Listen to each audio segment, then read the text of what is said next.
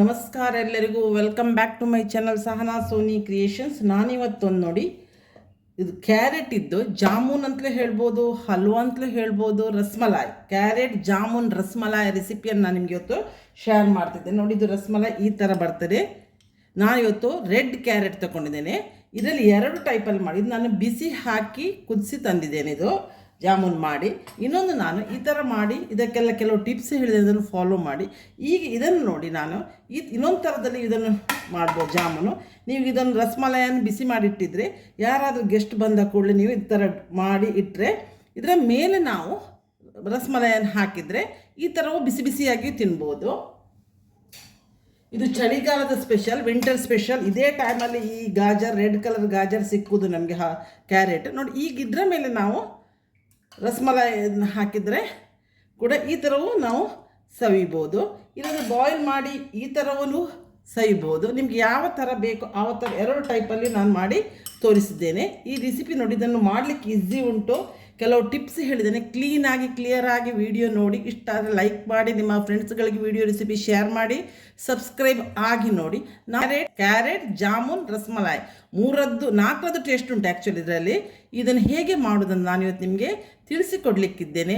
ಬನ್ನಿ ನೋಡಿ ಕಲೀರಿ. ಈಗ ಕ್ಯಾರೆಟ್ ಗುಲಾಬ್ ಜಾಮೂನ್ ರಸಮಲಾಯಿ ಮಾಡಲಿಕ್ಕೆ ನಾನೀಗ ಒಂದು 4 ಕ್ಯಾರೆಟ್, ರೆಡ್ ಕ್ಯಾರೆಟ್ ನೋಡಿ, ಈ ಥರ ರೆಡ್ ಕ್ಯಾರೆಟ್ ಸೀಸನಲ್ಲಿ ಇದು ಚಳಿಗಾಲದಲ್ಲಿ ಸಿಕ್ಕುದು, ಡೆಲ್ಲಿಯಲ್ಲಿ ಬೆಳೆಯುವ ಕ್ಯಾರೆಟ್ ಇದು.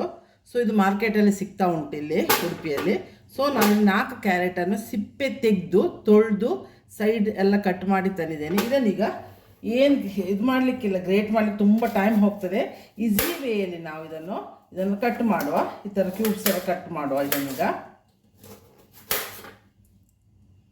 ಇದು ನೋಡಿ, ಇಷ್ಟು 4 ಕ್ಯಾರೆಟಲ್ಲಿ ಈ ಥರ ಕ್ಯೂಬ್ಸ್ ಥರ ಕಟ್ ಮಾಡೋದು. ಈಗ ನಾನು ಇದನ್ನು ಮಿಕ್ಸಿ ಜಾರಿಗೆ ಹಾಕ್ತಾ ಬರ್ತೇನೆ. ಗ್ರೇಟ್ ಮಾಡಲಿಕ್ಕೆ ತುಂಬ ಟೈಮ್ ಹೋಗ್ತದಲ್ಲ, ಇದೊಂದು ಟಿಪ್ಸ್ ನಿಮಗೆ ಈಸಿ ಆಗ್ತದೆ. ಆಗ ಇದನ್ನು ಚೆಂದ ಮಾಡಿ ಗ್ರೈಂಡ್ ಮಾಡಿ ತರಲಿಕ್ಕೊಂಡು ಇದಕ್ಕೆ ಕೆಲವು ಮಿಕ್ಸ್ ಆ್ಯಡ್ ಮಾಡಲಿಕ್ಕೊಂಡು ಅದನ್ನು ಆ್ಯಡ್ ಮಾಡ್ತೇನೆ. ಈಗ ನೋಡಿ, ಇಲ್ಲಿ ಅರ್ಧ ಕಪ್ ಶುಗರ್ ತೊಗೊಂಡಿದ್ದೆ. ಇದು ಪೂರ ನಾನು ಅರ್ಧ ಕಪ್ ಶುಗರ್ ಹಾಕೋದಿಲ್ಲ, ಒಂದು 2 ಟೇಬಲ್ ಸ್ಪೂನ್ ಅಷ್ಟು 2 ಟೇಬಲ್ ಸ್ಪೂನ್ ಇಟ್ಕೊಂಡಿದ್ದೇನೆ. ಇದು ರಸಮಲಾಯಿ ಮಾಡಲಿಕ್ಕೆ ಅಂತ. ಯಾಕಂದರೆ ಇದು ಕ್ಯಾರೆಟ್ ಆಲ್ರೆಡಿ ಸ್ವೀಟ್ ಉಂಟು. 1/4ರಿಂದ ಅರ್ಧ ಕಪ್ನೊಳಗೆ ಸಾಕಾಗ್ತದೆ. ಇನ್ನು 4 ಕ್ಯಾರೆಟ್ ಹಾಕ್ಲಿಕ್ಕೆ ಹೋಗಿ ನಾನು ಅರ್ಧ ಕಪ್ಪಲ್ಲಿ ಸ್ವಲ್ಪ ಉಳಿಸಿದೆ. ಮಾಡಲಿಕ್ಕೆ ನಾನು ಇದರಲ್ಲಿ 1 ಕಪ್ನಷ್ಟು ಹಾಲು ತಗೊಂಡಿದ್ದೆ. ಇದು ಬಿಸಿ ಕಾಯಿಸಿ ಆರಿಸಿದ ಹಾಲು. ಇದು ಸ್ವಲ್ಪ ಹಾಕಿ ನಾನು ಗ್ರೈಂಡ್ ಮಾಡ್ತೇನೆ, ಪುನಃ ಹಾಕ್ತೇನೆ. ಈಗ ನೋಡಿ, ಉಳಿದ ಹಾಲನ್ನು ಹಾಕಿ ಪುನಃ ಕಂಪ್ಲೀಟ್ ನುಣ್ಣಗೆ ಮಾತ್ರ ಅರ್ದು ತರಬೇಕು ಇದನ್ನು.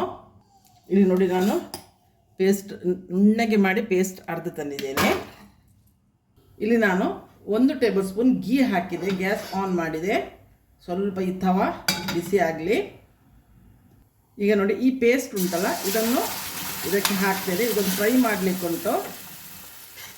ಇದರ ಹಸಿ ವಾಸನೆ ಎಲ್ಲ ನಾವೀಗ ತೆಗಿಬೇಕು. ತುಂಬ ಈಸಿ ಉಂಟು. ಮತ್ತು ಇನ್ನೊಂದು ಟಿಪ್ಸ್ ನಡುವಲ್ಲಿ ನಾನು ಹೇಳ್ತೇನೆ ನಿಮಗೆ. ಇನ್ನು ನೀವು ಮಾಡಿ ಸ್ಟೋರ್ ಹೇಗೆ ಮಾಡಿ ಇದನ್ನು ಇರ್ಬೋದಂತ, ನೀವು ಯಾರು ಗೆಸ್ಟ್ ಬರ್ತಾರಂತ, ಅದರ ಪಾರ್ಟಿ ಅಂದಿದ್ರೆ ಹೇಗೆ ಮಾಡ್ಬೋದು ಅಂತ ಅದೊಂದು ನಾನು ಟಿಪ್ಸ್ ನಿಮಗೆ ಇದರಲ್ಲಿ ಮಾಡ್ತಾ ಹೇಳ್ತೇನೆ. ಕ್ಲೀನಾಗಿ ಕ್ಲಿಯರಾಗಿ ನೋಡಿ. ಈಗ ನೋಡಿದ್ದು ಸಿಡಿಲಿಕ್ಕೆ ಶುರು ಆಯಿತು, ಬಿಸಿ ಆಯಿತು. ಸೊ ಹೀಗೆ ಬಿಸಿ ಆಗುವಾಗ ನಾನಿಲ್ಲಿ ಅರ್ಧ ಕಪ್ಪು ಚಿರೋಟಿ ರವೆ ತಗೊಂಡಿದ್ದೇನೆ. ನಿಮ್ಮ ಹತ್ರ ಚಿರೋಟಿ ರವೆ ಇರಲಿಲ್ಲ ಅಂತೆ, ಬಾಂಬೆ ರವೆ ಉಂಟಲ್ಲ, ಅದನ್ನು ಮಿಕ್ಸಿಯಲ್ಲಿ ನೀವು ಸ್ವಲ್ಪ ಗ್ರೈಂಡ್ ಮಾಡಿಯೂ ಹಾಕ್ಬೋದು. ಬಟ್ ಗ್ರೈಂಡ್ ಮಾಡಿಯೇ ಹಾಕಬೇಕು. ಚಿರೋಟಿ ರವೆ ಇಲ್ಲದಿದ್ದರೆ ನಾನು ಇನ್ನೊಂದು ಆಪ್ಷನ್ ನಿಮಗೆ ಹೇಳಿದ್ದು, ಅರ್ಧ ಕಪ್ಪು ಚಿರೋಟಿ ರವೆ ಹಾಕಿ. ಹಾಗೆ ನೀವು ಇದು ಸಿಡಿಯೋದು ನೋಡಿ, ಎಲ್ಲ ನಿಲ್ತದೆ. ಈಗ ಈ ಚಿರೋಟಿ ರವೆ ಹಾಕಿದ ಕೂಡಲೇ ಇದು ನಮಗೆ ಜಾಮೂನ್ ಥರ ಶೇಪ್ ಕೊಡಬೇಕಲ್ಲ ಇದಕ್ಕೆ. ಸೊ ಇದಕ್ಕೆ ಈಗ ನಾನು ಚಿರೋಟಿ ರವೆ ಹಾಕಿದ್ದು. ಇದು ರಸಮಲಾಯಿದು ಟೇಸ್ಟ್ ಕೊಡ್ತದೆ, ಜಾಮೂನಿದು ಟೇಸ್ಟ್ ಕೊಡ್ತದೆ, ಗುಲಾಬ್ ಜಾಮೂನಿದು ಟೇಸ್ಟ್ ಕೊಡ್ತದೆ. ನಾವು ಗಾಜರ್ ಹಲ್ವದ್ದು ಇದಕ್ಕೆ ನಮಗೆ ಕ್ಯಾರೆಟ್ ಹಲ್ವದ್ದು ಟೇಸ್ಟ್ ಕೊಡ್ತದೆ ಇದು ನಮಗೆ. ನೋಡಿ, ಈಗ ಗಟ್ಟಿ ಆಗ್ತಾ ಬಂತದ್ದು. ನಾವು ಬಾಂಬೆ ರವೆ ಚಿರೋಟಿ ರವೆ ಹಾಕಿದ್ರೆ ಮಾತ್ರ ನುಣ್ಣಗೆ ಅರಿಬೇಕು. ಹೇಳುವ ಟಿಪ್ಸನ್ನು ಕಂಪ್ಲೀಟ್ ಫಾಲೋ ಮಾಡಿ ಮತ್ತು ಹಾಕಿ. ಈಗ ನೋಡಿ, ಇದು ಗಟ್ಟಿ ಆಗ್ತಾ ಬಂತು. ಈಗ ನಾನು ಇದಕ್ಕೆ 1/4 ಕಪ್ಪಿನಷ್ಟು ನಾನು ಹಾಲು ಕುದಿಸಿದ್ದು ಕೆನೆ ತೆಗೆದ ಹಾಲು ಹಾಕಿದ್ದೇನೆ.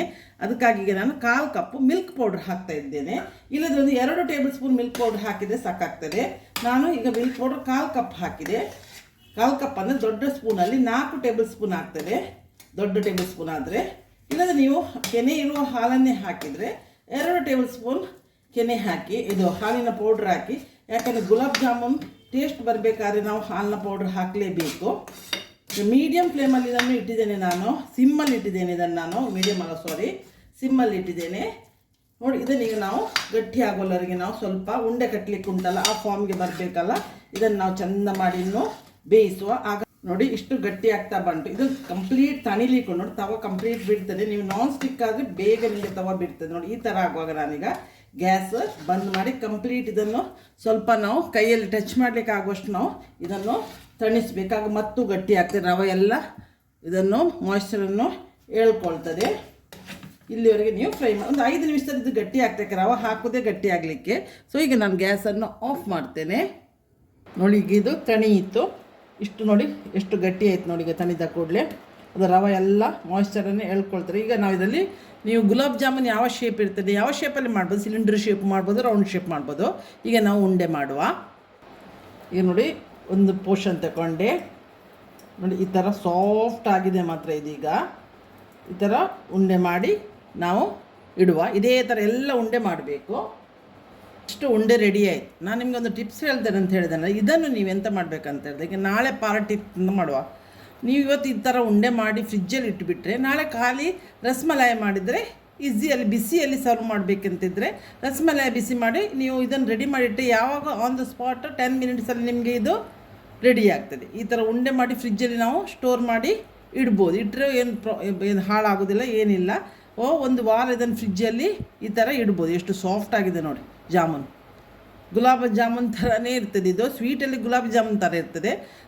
ಮತ್ತು ಇದು ಗಾಜರ್ ಹಾಕ್ಲಿಕ್ಕೆ ಹೋಗಿ ಇದು ಎಂಥ ಕ್ಯಾರೆಟ್ ಹಾಕ್ಲಿಕ್ಕೆ ಹೋಗಿ ಹಲ್ವದ ಟೇಸ್ಟು ಬರ್ತದೆ. ಈಗ ರಸಮಲಾಯಿ ಮಾಡಿದರೆ 3 ಟೇಸ್ಟ್ ನಿಮಗೆ ಒಂದು ಕಾಂಬಿನೇಷನಲ್ಲಿ ಸಿಗ್ತದೆ. ಈಗ ನಾನು ರಸಮಲಾಯಿ ಮಾಡುವ ನಾವೀಗ. ಈಗ ರಸಮಲಾಯಿ ಮಾಡಲಿಕ್ಕೆ ನಾನಿಲ್ಲಿ ಹಾಲನ್ನು ಬಿಸಿ ಮಾಡಲಿಕ್ಕೆ ಇಟ್ಟಿದ್ದೇನೆ. ನಾನಿಲ್ಲಿ ದೊಡ್ಡ ಚಮಚೆಯಲ್ಲಿ 3 ಚಮಚ ಆಗುವಷ್ಟು ಹಾಲಿನ ಪುಡಿ ತಂದಿದ್ದೇನೆ. ಇದೀಗ ಬಿಸಿ ಆಗಲಿಲ್ಲ, ಈಗಲೇ ಹಾಕ್ತಾ ಬರ್ತೇನೆ ನಾನು. ಆಗ ಒಳ್ಳೆ ಕುದಿ ಬಂದು, ಯಾಕೆ ನಾನು ಹಾಲಿನ ಪುಡಿ ಜಾಸ್ತಿ ಆಗಿಲ್ಲ, ನೀವು 1 ಚಮಚ 2 ಚಮಚ ಹಾಕಿದ್ರು ಸಾಕಾಗ್ತದೆ. ಇದು ನೀವು ಕುದಿಸಿ ತುಂಬ ಟೈಮ್ ತಗೊಳ್ತದೆ. ನೀವು ರಸಮಲಾಯಿ ದಪ್ಪ ಆಗಬೇಕಲ್ಲ. ಸೊ ಇದಕ್ಕೆ ನೀವು ಹಾಲಿನ ಪೌಡ್ರ್ ಹಾಕಿದ ಕೂಡ ದಪ್ಪ ಆಗ್ತದೆ. ಮತ್ತು ನಾನಿದು ಹಾಲಿನ ಕೆನೆ ತೆಗೆದ ಹಾಲು ಅಂತ ಹೇಳಿದ್ದಾರೆ, ನಾನು ಬಾಯ್ಲ್ ಮಾಡಿದ ಹಾಲು. ನಾನು ಕೆನೆಯನ್ನು ನನಗೆ ಗೀ ಮಾಡಲಿಕ್ಕೆ ಅಂತ ನಾನು ಕಲೆಕ್ಟ್ ಮಾಡ್ತೇನೆ. ಇಲ್ಲಿ ನನಗೆ ಸ್ವೀಟಿಗೆ 3 ಟೇಬಲ್ ಸ್ಪೂನ್ ಶುಗರ್ ಹಾಕ್ತೇನೆ. ಹದಾ ಸ್ವೀಟ್, ಯಾಕಂದ್ರೆ ನಾವು ಅದರಲ್ಲಿ ಶುಗರ್ ಹಾಕಿದ್ದೇವೆ. ಸೊ ಸ್ವಲ್ಪ ಸ್ವೀಟ್ ಬರಲಿ ಅಂತ ಶುಗರ್ ಹಾಕಿದ್ದೇನೆ. ರಸಮಲಾಯಿ ಸ್ವಲ್ಪ ಹದಾಕೆ ಸ್ವೀಟ್ ಇರ್ತದಲ್ಲ, ಚೆಂದ ಮಾಡಿ ಒಂದು ಬಾಯ್ಲ್ ಆಗಬೇಕು ಅಷ್ಟೇ. ಇಲ್ಲ ನೀವು ಹಾಲಿನ ಪೌಡ್ರ್ ಹಾಕಿದರೆ ತುಂಬ ಹೊತ್ತು ಹಾಲನ್ನು ಕುದಿಸಿ ಸ್ವಲ್ಪ ದಪ್ಪ ಮಾಡಬೇಕಾಗ್ತದೆ. ಹಾಲಿನ ಪೌಡ್ರ್ ಹಾಕಿದರೆ ಈಸಿ ಆಗ್ತದೆ. ಆದಷ್ಟು ನಾನು ಈಸಿ ವೇಯಲ್ಲಿ ಹೇಳ್ತಾ ಇದ್ದೇನೆ ನಿಮಗೆ. ಇದಕ್ಕೆ ಸ್ವಲ್ಪ ನಾನು ಕೇಸರ್ ಹಾಕ್ತೇನೆ. ಈಗ ಅದರೊಟ್ಟಿಗೆ ಅದು ಬಾಯ್ಲ್ ಆಗ್ತದೆ. ಒಂದು ಅರ್ಧ ಟೇಬಲ್ ಸ್ಪೂನಷ್ಟು ನಾನು ಕಾರ್ಡಮಮ್ ಪೌಡ್ರ್ ಹಾಕ್ತೇನೆ. ಟೇಸ್ಟಿಗೆ, ಸ್ಮೆಲ್ಲಿಗೆ, ಡೈಜೆಷನ್ಗೆ ಎಲ್ಲದಕ್ಕೂ ಒಳ್ಳೆಯದಾಗ್ತದೆ ಕಾರ್ಡಮಮ್ ಪೌಡ್ರ್. ಮಾತ್ರ ನೀವು ಹಾಲಿನ ಪೌಡ್ರ್ ಹಾಕಿದ ನಂತರ ಸ್ಪೂನಲ್ಲಿ ಮಾತ್ರ ಹಾಲನ್ನು ಕುದಿ ಬರುವಾಗಲವರೆಗೆ ಕಲಿಸ್ತಾ ಇರಬೇಕು. ಯಾಕಂದರೆ ಪೌಡ್ರು ತಳ ಹಿಡಿತದೆ ಹಾಲು. ಅದೊಂದು ನೀವು ಟಿಪ್ಸನ್ನು ಫಾಲೋ ಮಾಡಿ ನೋಡಿ. ಈಗ ದಪ್ಪವೂ ಆಯಿತು ಹಾಲಿನ ಪೌಡ್ರ್ ಹಾಕ್ಲಿಕ್ಕೆ ಹೋಗಿ. ಇಲ್ಲಿಗೆ ನಾನು ಇಲ್ಲಿ ಡ್ರೈ ಫ್ರೂಟ್ಸು ಬಾದಾಮ್ ಮತ್ತು ಗೇರು ಬೀಜ ಪಿಸ್ತಾ ಎಲ್ಲ ಉಂಟು, ಅದನ್ನು ಇದಕ್ಕೆ ಹಾಕ್ತೇನೆ. ಇದು ಅದರೊಟ್ಟಿಗೆ ಬಾಯ್ಲ್ ಆಗಲಿ.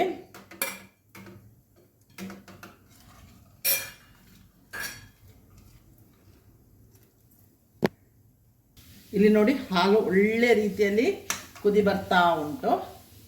ಇಷ್ಟಾದರೆ ಸಾಕಾಗ್ತದೆ ನೋಡಿ. ದಪ್ಪ ಕೂಡ ಆಯಿತು ಹಾಲು ಪೌಡ್ರ್ ಹಾಕ್ಲಿಕ್ಕೆ ಹೋಗಿ. ಎಲ್ಲ ಮಿಕ್ಸ್ ಆಯಿತು, ಕಲರು ಬಿಡ್ತು. ಕೇಸರ್ ಹಾಕ್ಲಿಕ್ಕೆ ಹೋಗಿ ಎಲ್ಲೋ ಕಲರ್ ಬಂತು, ಲೈಟ್ ಲೆಮನ್ ಎಲ್ಲೋ ಕಲರ್ ಬಂದಿದೆ. ಈಗ ಗ್ಯಾಸನ್ನು ನಾನು ಸಿಮ್ ಮಾಡ್ತೇನೆ. ಈ ಎಲ್ಲ ಜಾಮೂನು ಉಂಟಲ್ಲ ಮಾಡಿದ್ದು, ಅದನ್ನು ಒಂದೊಂದನ್ನೇ ಹಾಕ್ತಾ ಬರ್ತೇನೆ. ಇಲ್ಲಿ ನೋಡಿ ಎಲ್ಲ ಜಾಮೂನು ಹಾಕಿದೆ. ಬೇಕಿದ್ರೆ ಒಂದು ಬಾಯ್ಲ್ ಮಾಡುವ ನಾವು. ಇದು ಆಲ್ರೆಡಿ ಬಿಸಿ ಉಂಟು ಹಾಲು, ಇದು ಮಾಡಬೇಕಾಗಿಲ್ಲ. ಒಂದು ಕುದಿ ಬಂದ ಕೂಡಲೇ ನಾವು ಇದು ಗ್ಯಾಸ್ ಆಫ್ ಮಾಡಿದರೆ ಈಗ ನಮ್ಮದು